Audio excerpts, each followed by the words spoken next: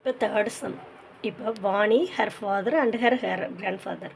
So read பண்ணும்போதே 3 பேர் வராங்க. ஸோ எக்ஸ், ஒய், இசட்னு வச்சுட்டாங்க. ஸோ ஆவரேஜ்னு சொல்லிட்டாங்க. Average age of 53. ஸோ அப்போ 3 பேரோட ஆவரேஜ் என்ன? Y plus z. 3 மெம்பர்ஸ்னால 3யோட ஆவரேஜ் வந்து என்னது? 53. ஸோ இந்த பக்கம் 3 கொண்டு போய் மல்டிபிள் பண்ணிங்கன்னா ஃபஸ்ட் ஈக்குவேஷன் உங்களுக்கு கிடச்சிடும். நெக்ஸ்ட்டு இதில் ஈக்குவேஷன் மாதிரியே கொடுத்துட்டாங்க. செகண்ட் பாயிண்டில் 1/2 of X. Next plus 1/3 of her father Y plus 1/4 of Vani. So 1/4 of Vani is equal to 65ன்னு அவங்களே கொடுத்துட்டாங்க. ஸோ இப்போ இந்த நம்பர்ஸ்க்கெல்லாம் எல்சிஎம் எடுத்து அந்த நம்பரை இங்கிட்டு அந்த எல்சிஎம் அந்த சைடு கொண்டு போனீங்கன்னா உங்களுக்கு வந்து செகண்ட் ஈக்குவேஷன் கிடச்சிடும்.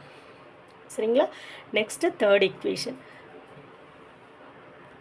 தேர்ட் ஈக்குவேஷன் பார்த்திங்கன்னா 4 years ago வான் இஸ் கிராண்ட் ஃபாதர். அப்போ எக்ஸ் மைனஸ் 4 years agoன்னு கொடுத்துட்டாங்க. அடுத்து கிராண்ட் ஃபாதர் வந்து இசட் மைனஸ் 4.